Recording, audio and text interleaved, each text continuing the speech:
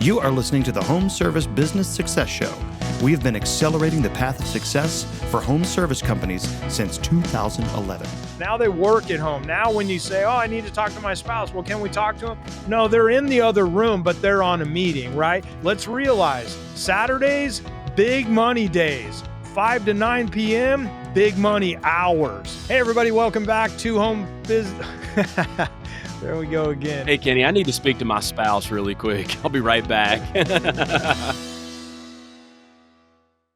Hey, everybody, welcome back to Home Service Business Success Show. I'm your host, Kenny Chapman, alongside my co-host, Chris Crew. Good to see you, my man.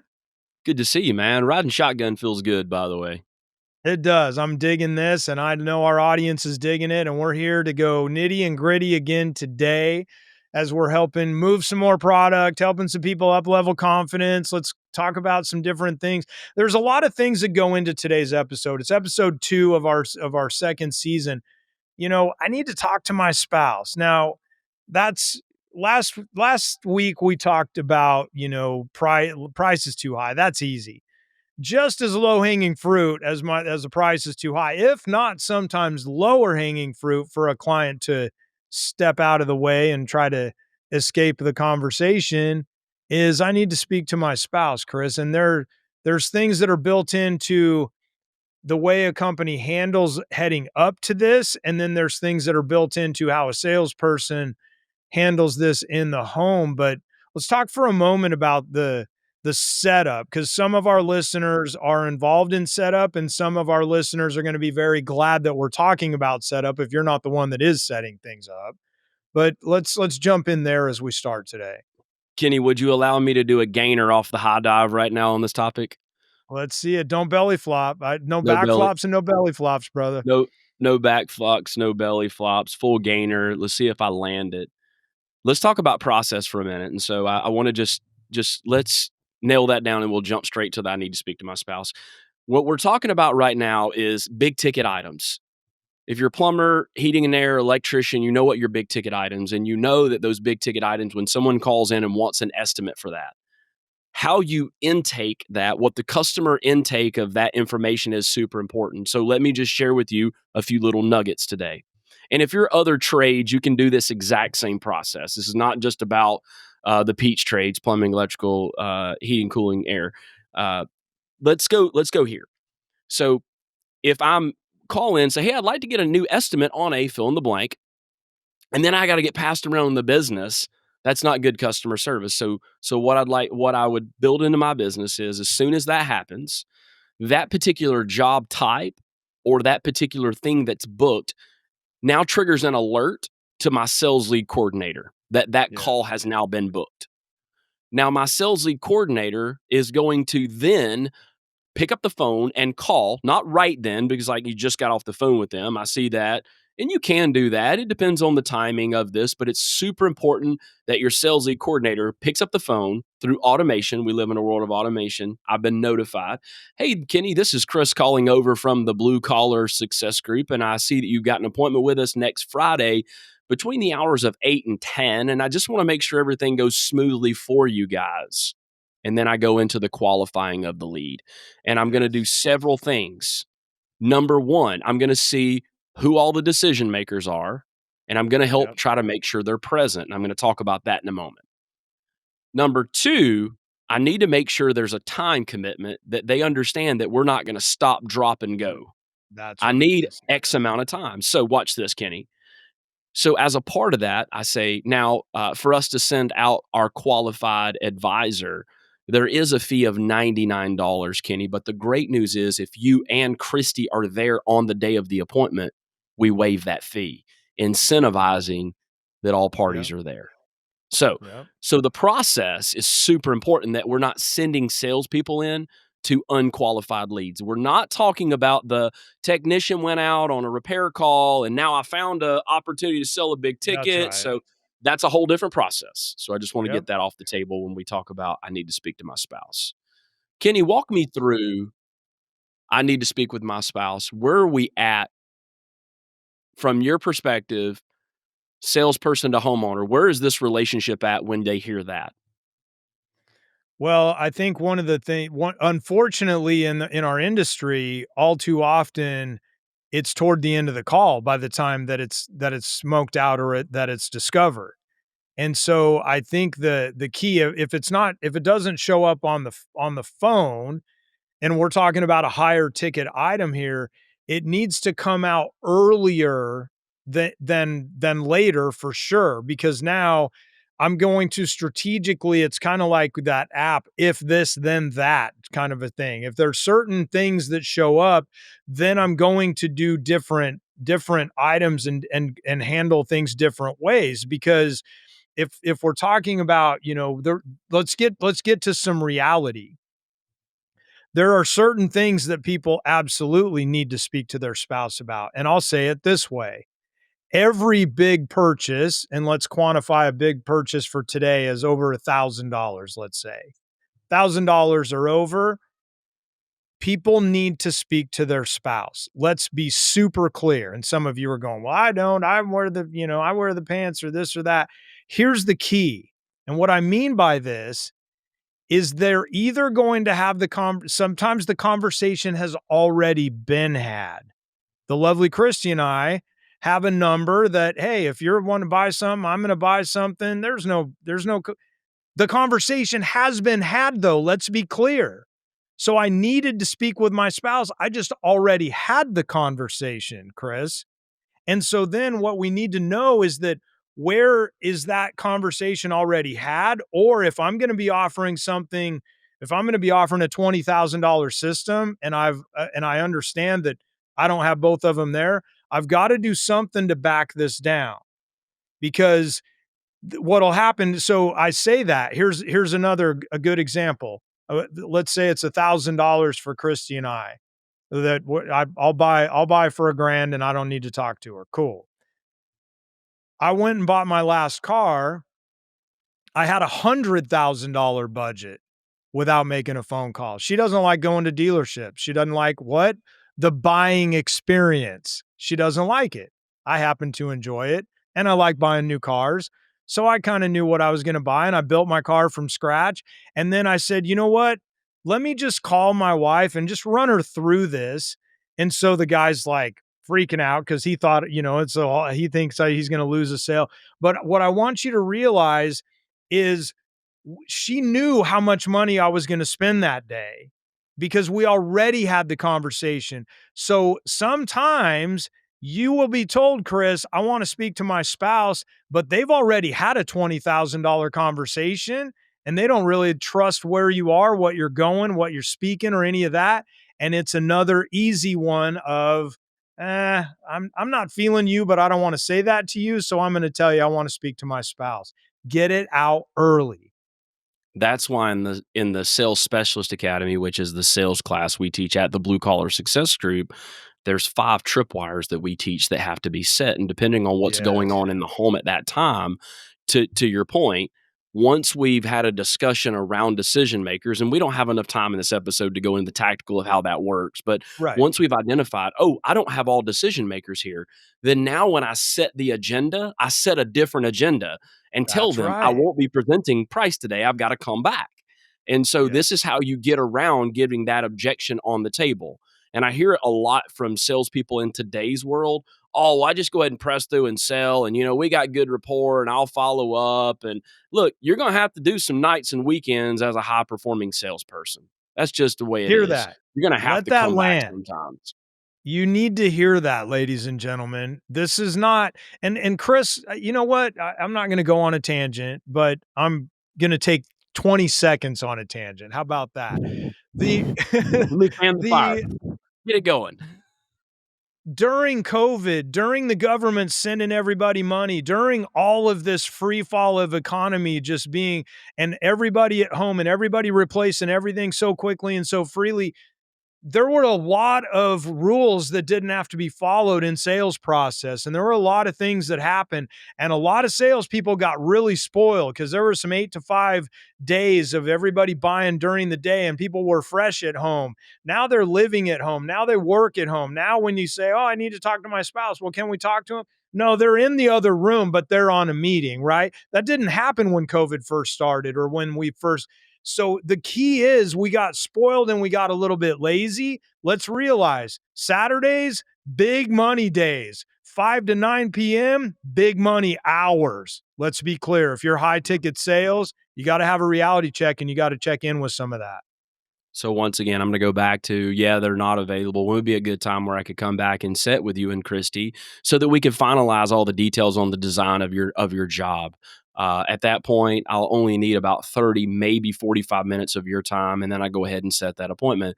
That's your be-back appointment right there. Salespeople, listen, it doesn't matter if your business operates that way or not, but if you want a higher level of success, you've got to start doing things a little different. Owners and operators, I'm going to talk to you now. If you've got salespeople that aren't in a world today, Kenny, a good salesperson, I mean, you can be employed if you can sell $1 million a year. You can be employed. That's kind of the bottom of the barrel for me. Yeah, totally. We're living in a world where $2, $3, and $4 million salespeople is the standard. Yeah, And I 100%. said that, and I don't mean that if you're below $1 million that you're no good. I'm just saying, what are you missing today? What is it that Yeah. you're missing when you so once again, I need to speak to my spouse. Think about things that Kenny just said. They're never going to be available when you say, "Well, can you get them on the phone?" But in the world we live in, if I know that decision makers aren't there and I'm going to reset, but they can't physically be there, I schedule it for a time where they can block their calendar so that the other decision maker that's not there can either join in by phone or by video. That's not the preferred, but it certainly is an alternative because sometimes somebody may be in another country working and waiting till they get back just is not realistic. So that's where you got to kind of feel that out a little bit. But I think it's important, Kenny, that we recognize that we got to validate their need to consult. We've got to agree with them. I'm sure something like this, Kenny, that the fact that you said you need to speak to your spouse tells me a couple of things. Number one is that you probably wouldn't talk to your spouse about something and waste the time over a conversation of something that you weren't seriously considering, would you?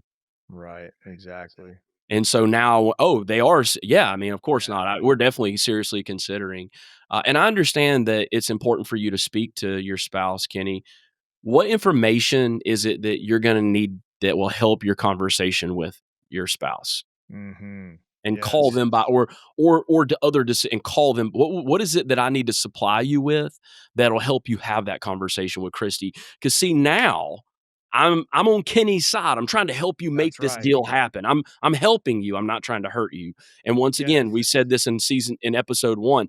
The moment you hear the nails on the chalkboard objection that you're like, God, I hate this one. I never overcome it, or customers always lie.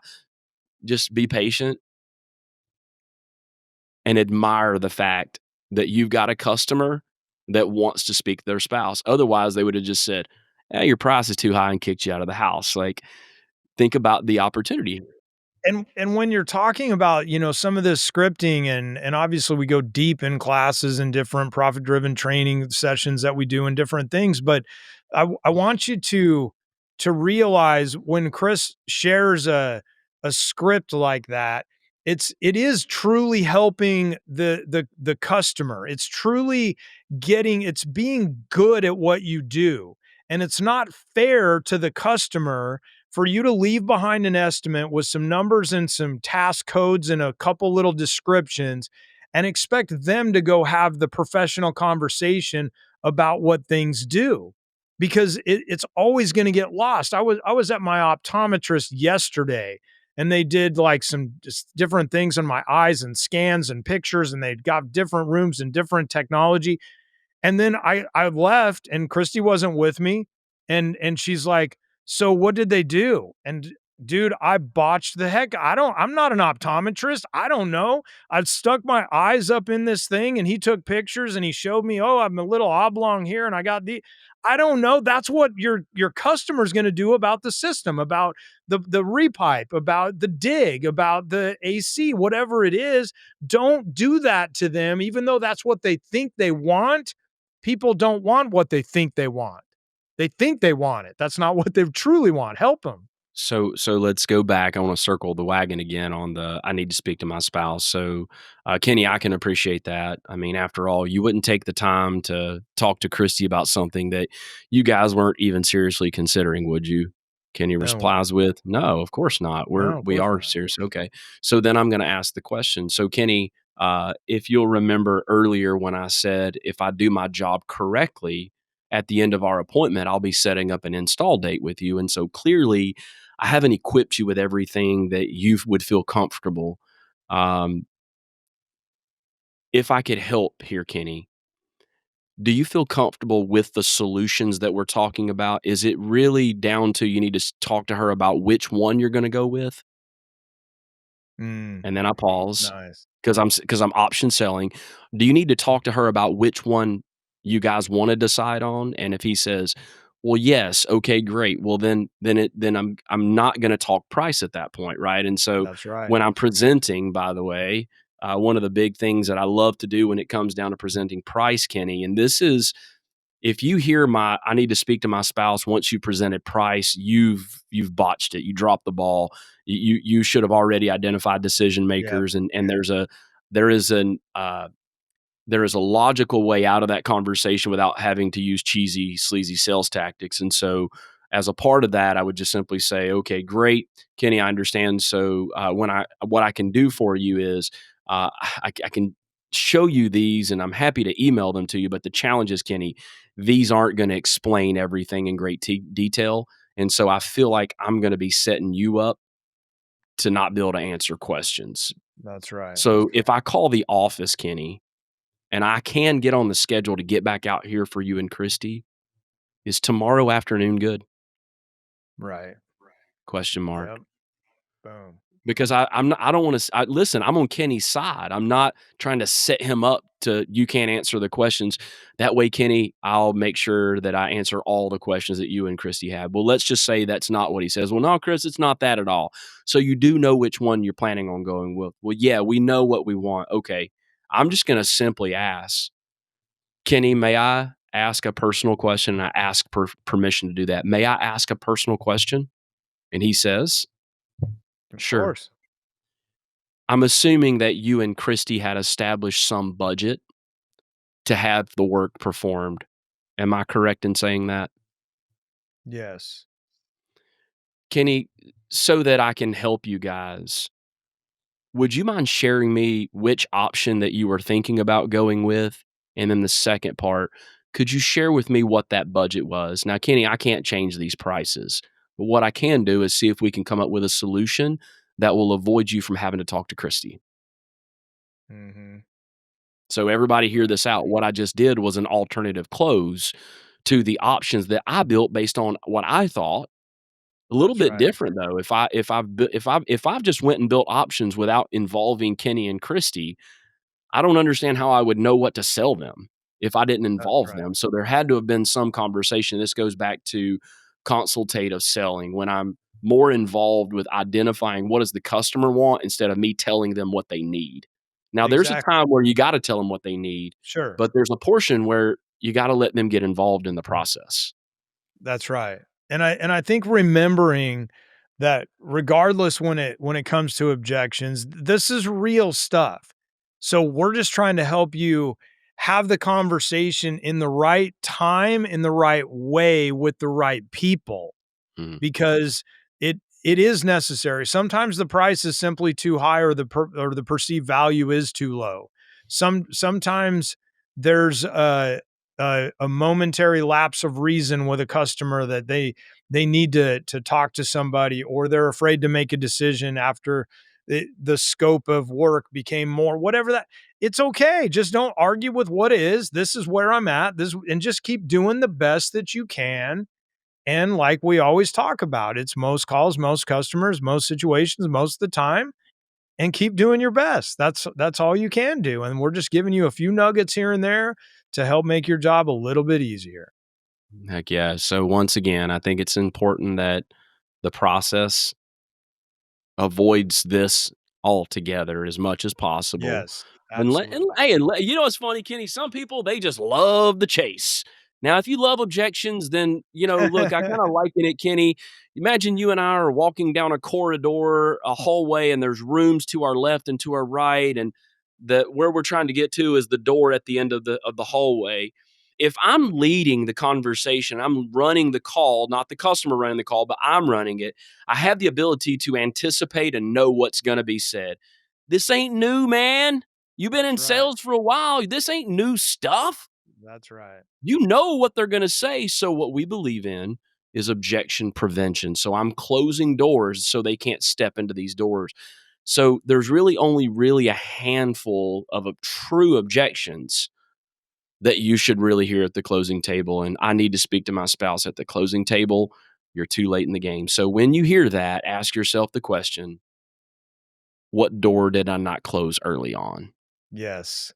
One of the beauties of sales is you get to learn every time. And so to Chris's point, if you leave a door open, okay, cool. Then now you know, now you learn, now you regroup, now you retool, now you re-educate, now you recondition yourself, and you just keep on heading down the track, my brother. Season 2, episode 2, conquering the I need to speak to my spouse objection. Thank you, everybody, for being here. Chris, always an honor, and I will see you and everybody else next episode. Thanks, everybody. Awesome. See you guys.